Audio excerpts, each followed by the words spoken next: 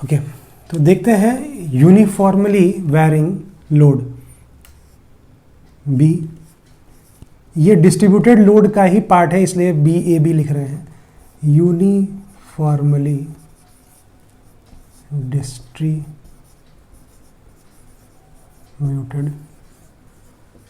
Load, ठीक है। यूनिफॉर्मल, oh sorry, ये तो डिस्कस कर लिया। यूनिफॉर्मली वेरिंग लोड, ठीक है।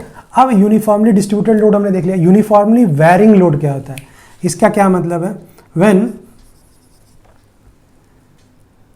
The loading is uniformly varying over the span of beam, either increasing or decreasing। Increasing भी हो सकता है, डिक्रीजिंग भी हो सकता है, दैट डिपेंड्स, जैसा भी आपको क्वेश्चन में दिया रहेगा, ठीक है। मतलब जब लोड आपका यूनिफॉर्मली वेरी कर रहा है, देखिए यूनिफॉर्म अभी भी है, तो यूनिफॉर्म का मतलब जो वेरिएशन है वो यूनिफॉर्म है। बात समझिएगा ध्यान से कि वो यूनिफॉर्मली डिस्ट्रीब्यूटेड था। मतलब जैसे पंगत में जब लोग बैठते हैं खाना खाने के लिए, तो आइटम्स क्या होते हैं? यूनिफॉर्मली डिस्ट्रीब्यूट होते हैं, सभी को वही खाना दिया जाएगा। पंगत में एक लाइन में जो बैठा हुआ है सभी को एक ही खाना दिया जाएगा। बात समझ में आ रही है?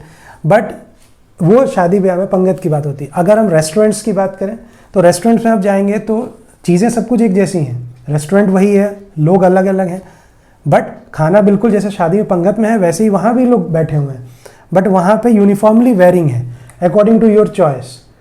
जैसे जैसे जो कम पैसे वाला है कम चीज़ें अपने हिसाब से खाता है, जो थोड़ा ज़्यादा पैसे वाला है वो ज़्यादा अच्छी चीज़ें खाता है, जो बहुत ज़्यादा पैसे वाला है वो बहुत अच्छा ऑर्डर करता है।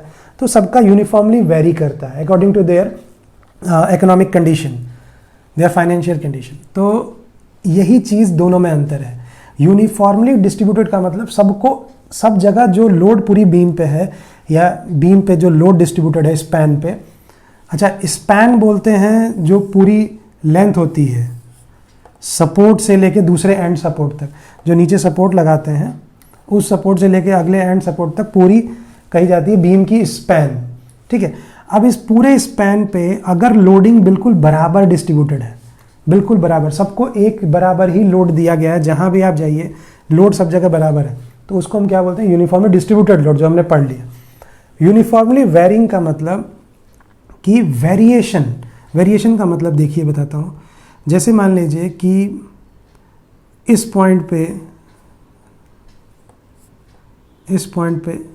कोई लोड नहीं, यहाँ से थोड़ा सा आगे बढ़े लोड बढ़ा, थोड़ा सा और आगे बढ़े लोड बढ़ा, थोड़ा सा और आगे बढ़े लोड बढ़ा, थोड़ा सा और आगे बढ़े लोड बढ़ा, थोड़ा सा और आगे लोड बढ़ता जा रहा है। देखिए लोड बढ़ता जा रहा है, लोड बढ़ता जा रहा है,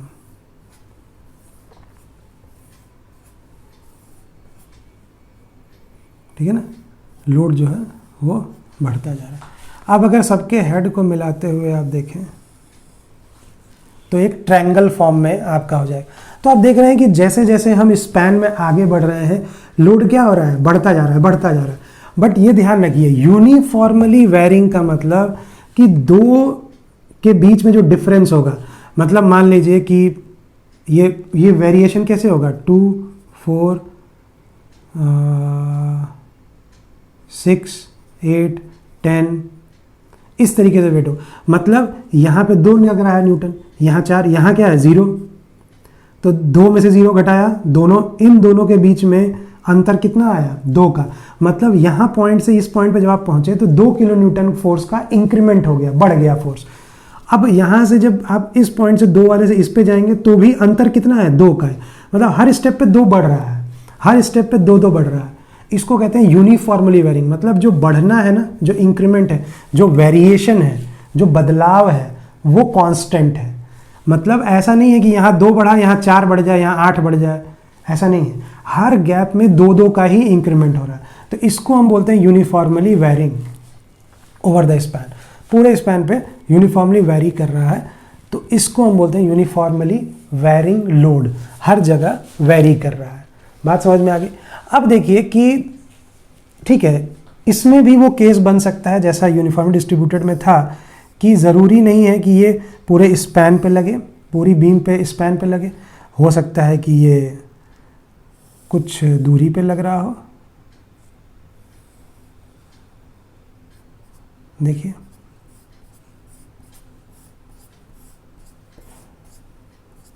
ठीक है ना, हो सकता है कि कुछ ही दूर पे लग रहा हो, पूरे स्पैन पे ना लग रहा हो, यहाँ अलग से एक पॉइंट लोड हो, ये सपोर्ट अलग है, ठीक है ना। बात समझ में आ रही है। ज़रूरी नहीं है कि पूरे स्पैन पे हो, पूरे स्पैन पे होगा तो उसके हिसाब से कैलकुलेशन होगी, आधे स्पैन पे होगा तो जैसे हमने वहाँ चेंज किया था वैसे यहाँ भी बदल देंगे। बात समझ में आ रही है। तो ये आपका ध्यान रखना है कि वो पूरे स्पैन पे है कि नहीं है, ये बात हमें ध्यान में रखनी होगी।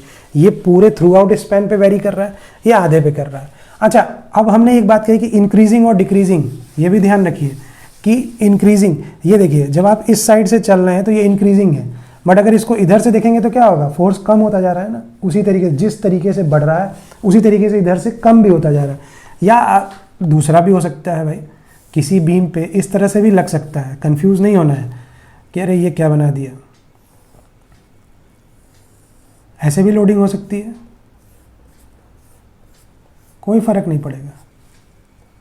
नहीं, फर्क मतलब इफेक्ट तो अलग हो ही जाएगा, इफेक्ट तो अलग हो ही जाएगा, बट टेंशन नहीं लेनी है, दिक्कत कोई नहीं है, दोनों चीज़ें सही हैं। बस इसमें क्या है कि देखिए यहाँ के मिड स्पैन पे जहाँ से स्टार्ट हुआ था वहाँ पे ज़ीरो था, और बढ़ते बढ़ते स्पैन के एंड पे जाके ये मैक्सिमम हुआ। यहाँ पे क्या है कि जहाँ से स्टार्ट हुआ वहीं पे मैक्सिमम लगा, और मिड के स्पैन पे जाते जाते एंड पे ये ज़ीरो हो गया, ठीक है ना। लोड वेरी ये भी वैसे ही यूनिफॉर्मली है। यूनिफॉर्मली का मतलब जो डिफरेंस होगा, जो वेरिएशन आएगा, बदलाव हर थोड़ी दूरी पे, वो बिल्कुल बदलाव बराबर आएगा। तो यहाँ भी बदलाव बराबर है, यहाँ भी बदलाव बराबर है, डायरेक्शन अलग है, ये इंक्रीजिंग है, ये डिक्रीजिंग है अगर सेम पॉइंट की बात करें तो, ठीक है ना। बट ऐसा नहीं कि डिक्रीजिंग है, देख किधर से रहे उस पर डिपेंड करेगा। इधर से देखेंगे, मान लीजिए आप कह रहे हैं कि नहीं सर इधर से हम चलेंगे, तो इधर से चलेंगे तो यार ये वाला मैक्सिमम हो जाएगा, धीरे धीरे डिक्रीज कर रहा है। अगर आप इधर से आ रहे होंगे तो आपको लगेगा कि इंक्रीजिंग है। तो यूनिफॉर्मली वेरिंग लोड इंक्रीजिंग और डिक्रीजिंग हो सकता है, दैट डिपेंड्स कि किस डायरेक्शन से आप आ रहे हैं जा रहे हैं, पूरे स्पैन पे हो सकता है या आधे स्पैन पे हो सकता है, ठीक है। अब बात ये होती है कि यहाँ भी वही दिक्कत आएगी जो हमारे पास यूडीएल में आई थी। इसको हम यूवीएल कहेंगे, इसको हम यूवीएल कहेंगे, ठीक है, और उसको हम यूडीएल कहेंगे। यूडीएल यूवीएल बहुत फेमस टर्म्स हैं जब हम एसएफडी बीएमडी ड्रॉ करते हैं, और इंजीनियर्स के लिए बहुत ही फ्लेक्सिबिलिटी से यूज़ होता है ये। तो वो प्रॉब्लम अब यहाँ भी आएगी कि हम यहाँ पे कैसे लोडिंग को करेंगे, तो बड़ा ही ध्यान से देखना है कि यूवीएल। अच्छा, इसके भी रिप्रेजेंटेशन में ध्यान रखिएगा कि जो अभी हमने बनाया ये भी रिप्रेजेंटेशन है इसका, ये भी रिप्रेजेंटेशन है। अच्छा, इसमें वैसे वाला नहीं होता है क्योंकि वो तो बराबर के लिए ही सिर्फ यूज़ होता है, वो जिगजैग वाला। बट इसमें ये होता है कि कभी कभी आपको सिर्फ ट्रायंगल बना के दे देगा, ज़्यादा नहीं बनाएगा, ठीक है। या कभी कभी आपको सिर्फ वेज शेप बना के दे देगा, सिर्फ वेज ऐसे ये दे देगा कि ये डिस्ट्रीब्यूटेड लोड है, वेज शेप दे दिया, ठीक है। बट ऐसा वैसे नहीं बनता है, छोड़िए, बहुत कम ही आता है ये दोनों। तो ज़रूरी नहीं है कि वो हर जगह एरो बनाए ही बनाए, ठीक है, उसने दे दिया। कई जगह वर्ड प्रॉब्लम्स में भी यूडीएल और यूवीएल दोनों के केस में कई जगह वर्ड प्रॉब्लम में सीधे वो बता देता है कि भाई साहब एक 10 mm लेंथ की कोई बीम है और उस बीम पे from the mid point UVL is acting. तो अब आप 10 mm की लेंथ की बना लिया, मिड पॉइंट उसका देख लिया, तो मिड पॉइंट से यूवीएल लगा, और आप उसने वो आपको बताएगा कि यूवीएल किस तरीके का है, ठीक है। अब यूवीएल को डिनोट करने का जैसा यूडीएल में बताया था कि भाई 20 किलो न्यूटन पर एमएम दे दिया, तो ऐसा यहाँ पे नहीं दिया जाएगा क्योंकि यहाँ पे हर जगह वेरी कर रहा है। तो सिर्फ 20 पर एमएम देने से नहीं होगा क्योंकि ये तो यूनिफॉर्मली का है, तो इससे तो काम नहीं चलेगा। तो यहाँ पे क्या आपको वेरिएशन दे सकता है, रेंज दे देगा। रेंज दे देगा कि from the mid point a UVL is, आप यूवीएल बनाएंगे, a UVL is acting, a UVL uniformly varying load is acting with from 0 to loading varying from 0 to 20 kilo Newton या 0 to 120 किलो न्यूटन, ठीक है, ऐसे कुछ भी दे सकता है। तो आपको पता चल गया कि 0 से 120 न्यूटन, तो आपको ये टेंशन नहीं लेनी है कि कितना वेरिएशन हो रहा है, नहीं। अब हाफ पे दे दिया कि आधे पे लग रहा है, तो यूवीएल की आपको लेंथ भी पता चल गई। अब देखिए कि ये आपको 0 से 120 का मतलब इस पॉइंट पे 0 हो गया और इस पॉइंट पे आपका लोडिंग क्या हो गई, 120 किलो न्यूटन, ठीक। तो अब बात ये होती है कि आप इसकी लोडिंग कैसे निकालेंगे। अब इसकी लोडिंग, इसको सिंपल, इसका भी कैलकुलेशन दिक्कत है भाई, अलग अलग आपको, क्योंकि ये बहुत बारीक भी हो सकते हैं, क्योंकि वेरिएशन तो बहुत छोटा भी होता है ना, बहुत बगल में ही आप हल्का सा नैनो मीटर भी अगर आप चले तो भी लोड चेंज हो जाएगा, क्योंकि हर जगह वेरी कर रहा है। बात समझ में आ रही है। अब ये वेरिएशन का प्रैक्टिकल एग्जांपल भी आप ले सकते हैं।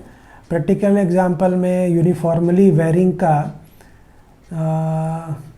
जैसे सीढ़ी बनाई जाती है, सीढ़ी जो स्टेप आपकी सीढ़ी है, ये क्या है,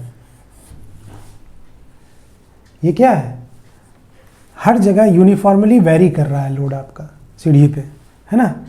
ये क्या है, सीढ़ी पे आपका लोड हर जगह वेरी कर रहा है।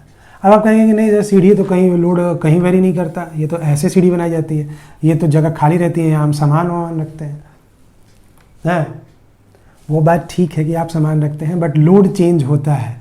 लोड कैसे चेंज होता है कि अगर आप कोई मास ज़्यादा ऊंची जगह पे रखे हैं तो उसकी एनर्जी ज़्यादा होती है, पोटेंशियल एनर्जी। इसकी पोटेंशियल एनर्जी कम है क्योंकि ये थोड़ा नीचे है, इसकी पोटेंशियल एनर्जी बहुत कम है। यहाँ से गिरेंगे तो चोट ज़्यादा लगेगी कि यहाँ से गिरेंगे तो चोट ज़्यादा लगेगी। यहाँ से गिरेंगे कुछ नहीं होगा, कई बार आदमी 2 से कूद ही जाता है, बट यहाँ से नहीं कूदेंगे आप, ठीक है ना। तो दोनों जगह की एनर्जी कम हो गई, mgh, हाइट ज़्यादा है, तो यूनिफॉर्मली वेरिंग लोड इसको मान सकते हैं। अब ये टोटली यूनिफॉर्म भी नहीं है सीढ़ी, एक एग्जाम्पल की तरह आपको लिया, ठीक है। तो अगर यूनिफॉर्मली वेरिंग लोड है तो आप कैसे कैलकुलेट करेंगे, अगर कपल लेना होगा या इसका देखना है कि इसका इफेक्ट क्या होगा इस बीम पे, तो उसके लिए आपको फिर से अगेन यहाँ पे भी वही स्टेप्स फॉलो होते हैं।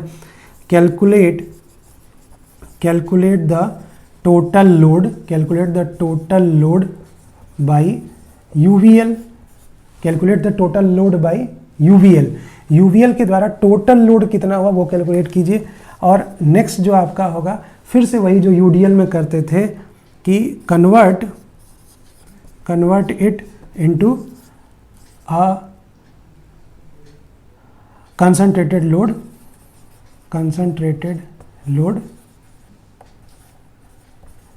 एट सेंटर ऑफ मास और एरिया, ठीक है ना।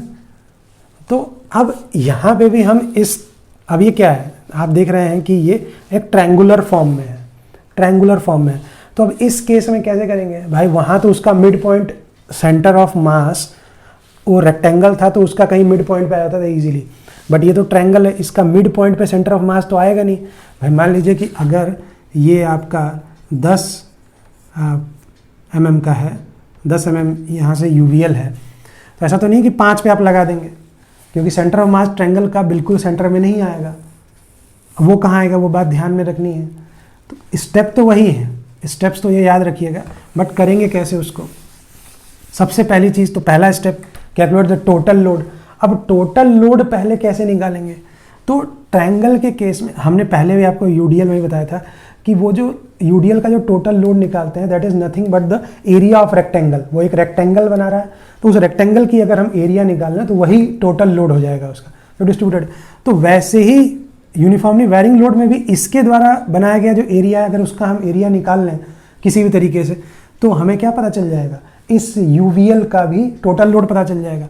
तो अब देखिए कि अगर ये ट्रायंगल इसको अलग से बना लें तो ये हाइट आपकी 120 हो गई, ये वाला 10 हो गई, बात समझ में आ रही है, 120 और 10 हो गई।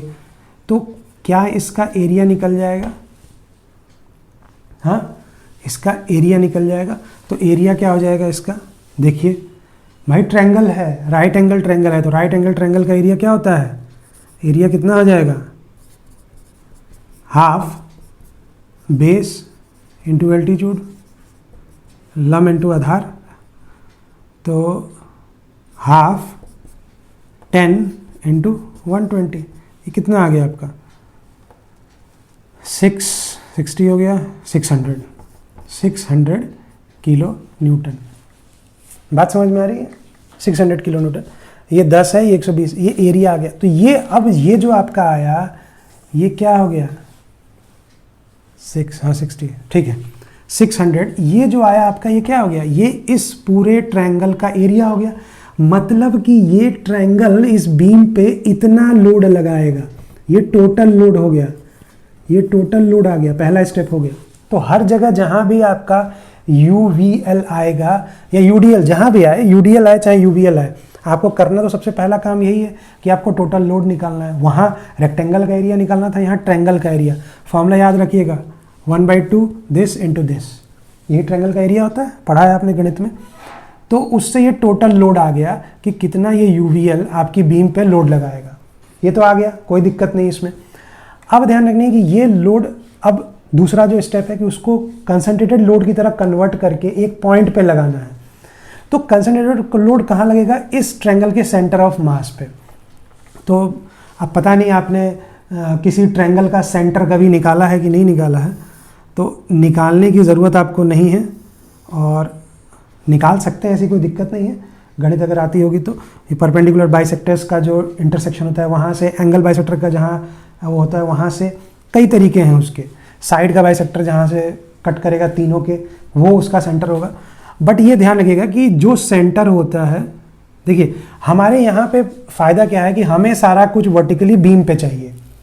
तो इस पूरे ट्रायंगल में वो बीम पे कितनी लंबाई, बीम की लंबाई में किस पॉइंट पे लगेगा, सिर्फ हमको इससे मतलब है, ठीक है ना। मतलब ये जो लेंथ है, ये 10 mm जो इसकी लेंथ है आपके UVL की, इसमें वो किस जगह पे लगेगा, ये हमारे लिए इंपॉर्टेंट है। इस वाले लाइन में कितना ऊपर लगेगा कितना नीचे, इससे वो कोई मतलब नहीं है, क्योंकि वो हमारे बीम पे क्या इफेक्ट डालेगा, हमारे मतलब की चीज़ वही है। बहरहाल आप वो भी कर सकते हैं, इस वाली साइड को बेस मान के कोई फ़र्क नहीं पड़ेगा, कर सकते हैं। बट मैं आपको बता दूं कि ये जो पॉइंट होगा, जहाँ पे जो सेंटर होगा, जो सेंटर आप मानेंगे, जहाँ से आप नीचे की तरफ ये लोडिंग लगाएंगे, जो ये बड़ी वाली साइड है, जो मैक्सिमम लोडिंग वाली साइड है, याद रखिएगा, मैं याद रखने के लिए बहुत ध्यान से इसको सुनिएगा। जो बड़ी वाली साइड है, बड़ी वाली साइड जहाँ मैक्सिमम लोडिंग है, जहाँ बड़ी वाली साइड है जहाँ मैक्सिमम लोडिंग है, उस वाली साइड के आपको ये भी फील होगा कि सेंटर ऑफ मास, मतलब जिधर ज़्यादा लोडिंग है, सेंटर ऑफ मास भी उस तरफ ज़्यादा नज़दीक होगा, उसके ज़्यादा नज़दीक होगा। भाई भारी चीज़ उधर है ना, भाई लीवर एक्शन में तराजू में जिधर भारी चीज़ होगी उधर ही तो पल्ला झुकता है। तो जिधर ये होगा उधर ही सेंटर ऑफ मास शिफ्ट होगा, तो बड़े वाले के नज़दीक होगा, और जिधर लोडिंग कम है उससे दूर होगा। तो ये ध्यान रखिए कि जो बड़ा वाला लोडिंग है, जो मैक्सिमम लोडिंग है, उससे 2/3 L पे होगा इधर। बात समझ में आई? 2/3 L पे, और जिधर से छोटा है उधर से L/3, ठीक है ना। अब देख लीजिए, ये छोटा आएगा, ये कम डिस्टेंस होगी, ये ज़्यादा डिस्टेंस होगी। बात समझ में आ रही है? तो ये ध्यान रखिएगा कि जो भी आपका बीम आप बनाएंगे, जो भी आपका बीम बनाएंगे, तो बस आपको ये याद रखना है 1/3। भाई देखिए, दोनों में ज़्यादा कौन सा है, याद भी रखने की उतनी ज़रूरत नहीं है। 2/3 1/3 आपको याद रहेगा। तो दोनों में ज़्यादा कौन सा होगा, ये ज़्यादा होगा, ये कम होगा। बिल्कुल सिंपल सी बात है। कोई दिक्कत है? दिक्कत आ रही है क्या? एग्जाम्पल ले लें L की। L मान लीजिए यहीं 10 है, तो 10 का 2/3 करिए,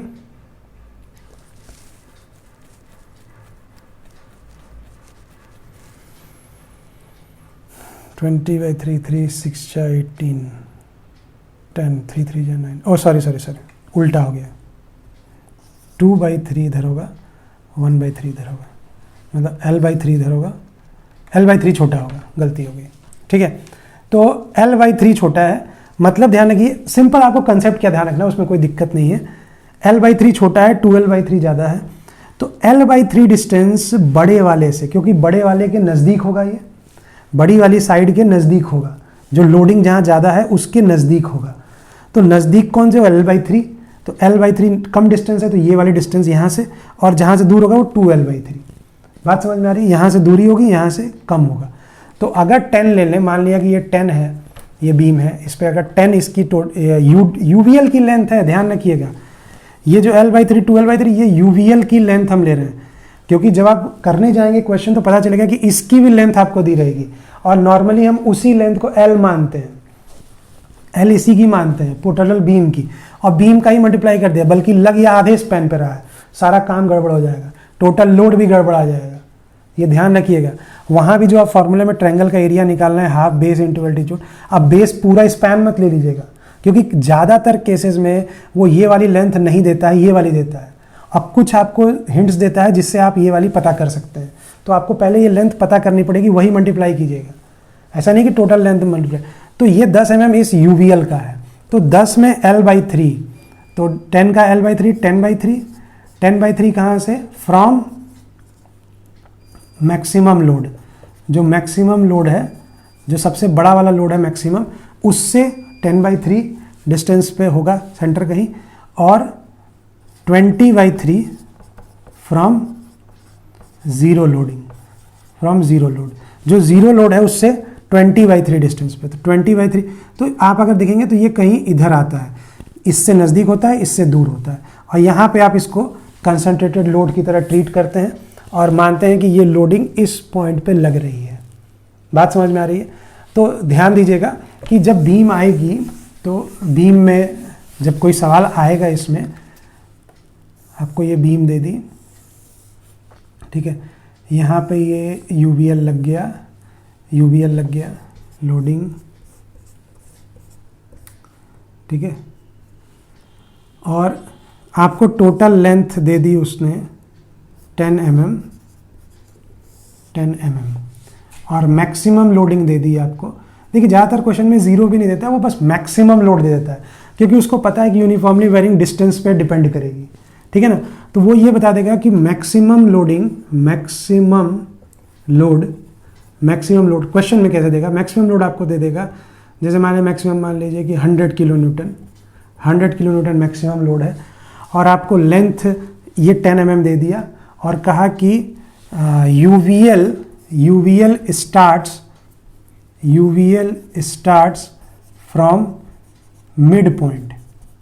आपको बोलेगा कि मिड पॉइंट से यूवीएल स्टार्ट है, तो मिड पॉइंट से स्टार्ट है, तो भाई देखिए सीधे सीधे नहीं बताया, बट उसने फिर लेंथ दे दी, मिड पॉइंट से स्टार्ट है, तो ये कितना हो जाएगा, 5 mm हो जाएगा, भाई मिड से है ना।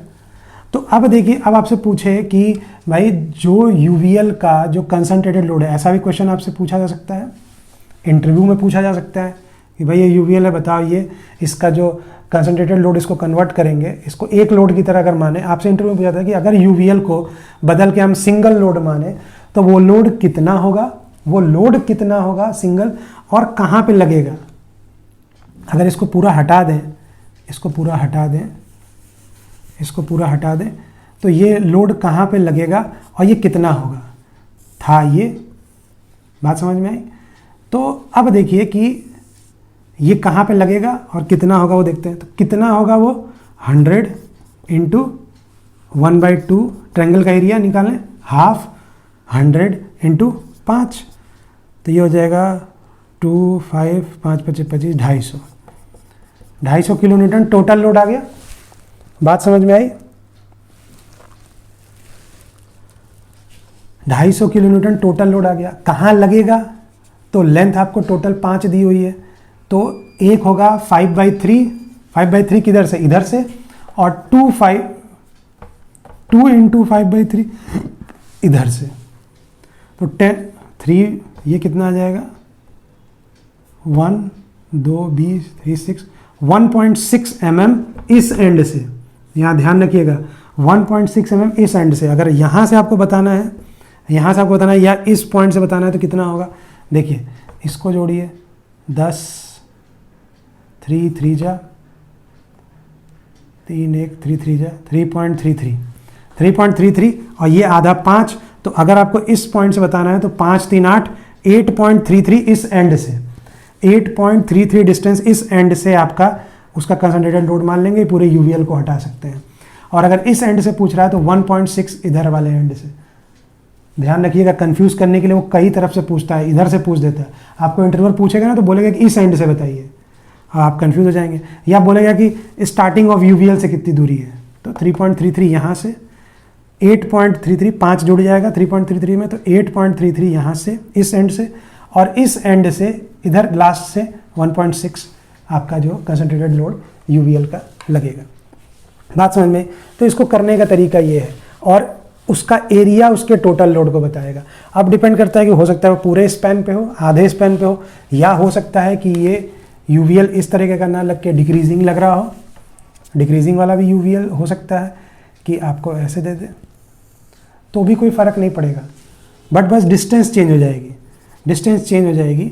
ये अब देखिए कि इधर 100 है ये, तो टोटल लोड तो इतना ही आएगा, टोटल तो इतना ही आएगा। अगर ये लेंथ सेम है और मैक्सिमम सेम है तो ये तो वैल्यू रखेंगे, ट्रायंगल का एरिया तो उतना ही आएगा, चाहे वो उधर का हो उधर का। बट उसका जो सेंटर है, अब जो कंसंट्रेटेड लोड आएगा वो इधर हो जाएगा, जो यहाँ पे था वो यहाँ आ रहा है। तो अब देखिएगा कि जब अब यहाँ करेंगे तो अब क्या होगा, ये 1.6 होगा ना, ये वाला यहाँ से, तो अब ये टोटल यहाँ से कितना हो जाएगा, 5 + 1 6.6, और इस एंड से 3.3। तो ये थोड़ा बहुत मतलब चीज़ें बेसिकली आपको ध्यान रखनी है कि कहाँ पे किस तरह का लोडिंग आई है, उसको ध्यान में रखना है।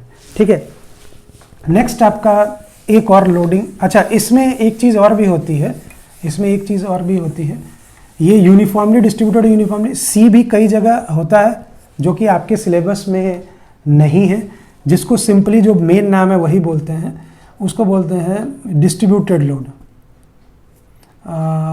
Non uniform distributed load.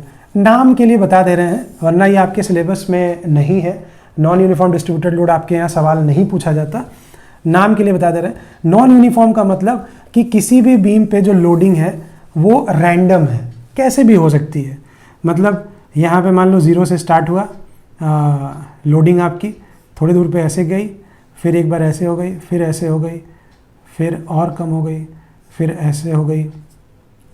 ठीक है, कैसे भी लोड डिस्ट्रीब्यूट हो रहा है। तो अगर आप यहाँ कर्व बनाएंगे तो कैसा बनेगा, अगर लोड देखें तो लोड देखिए कैसे जा रहा है। तो ये कोई फिक्सेशन नहीं है। यहाँ पे आके एक ही बार लोड क्या है, रैंडमली वेरी कर रहा है, रैंडमली वेरी कर रहा है। तो इसको बोलते हैं नॉन यूनिफॉर्म डिस्ट्रीब्यूटेड लोड।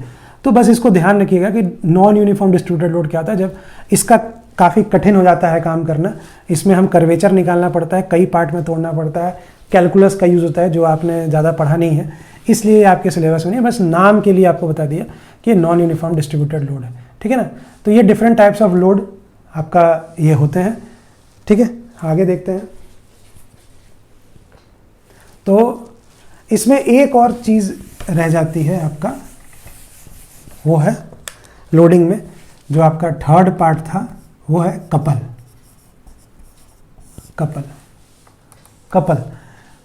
तो कपल का क्या मतलब होता है कि डायरेक्टली हो सकता है कि किसी बीम पे कपल, मतलब ये कोई सपोर्ट पे आपकी बीम लगी हुई है, डायरेक्टली इस पे कोई कपल लग रहा है, कोई रोटेशनल फोर्स, कोई ऐसा फोर्स लगा रहे हैं जो इस बीम को घुमा रहा है। इधर भी कर सकता है, इधर भी कर सकता है, डिपेंड करेगा जैसा दिया हुआ है। तो सिंपल आपको ये सबसे आसान होता है, इसकी आपको पॉइंट दिया होगा कि किस पॉइंट पे ये कपल लग रहा है, इसकी वैल्यू भी आपको दी रहेगी कि ये कपल कितना है, सब कुछ दिया रहेगा। सिंपली आपको बस जब आप मूवमेंट निकाल रहे होंगे किसी भी इक्वेशन में, अगर मूवमेंट इक्वेशन आप यूज़ कर रहे होंगे तो वहाँ पे बस ध्यान रखिएगा कि इस कपल को भी डायरेक्टली ऐड कर दीजिएगा, ना किसी डिस्टेंस से मल्टीप्लाई करना है ना कुछ, बस इस कपल को डायरेक्टली ऐड कर दीजिएगा। तो जब हम न्यूमेरिकल करेंगे तो देखेंगे कि इस कपल का कैसे इस्तेमाल होता है। तो लोडिंग में इतने टाइप की सारी लोडिंग्स, हमारी लोडिंग टाइप्स ऑफ लोडिंग ये ख़त्म होती है। ठीक है, नेक्स्ट देखते हैं।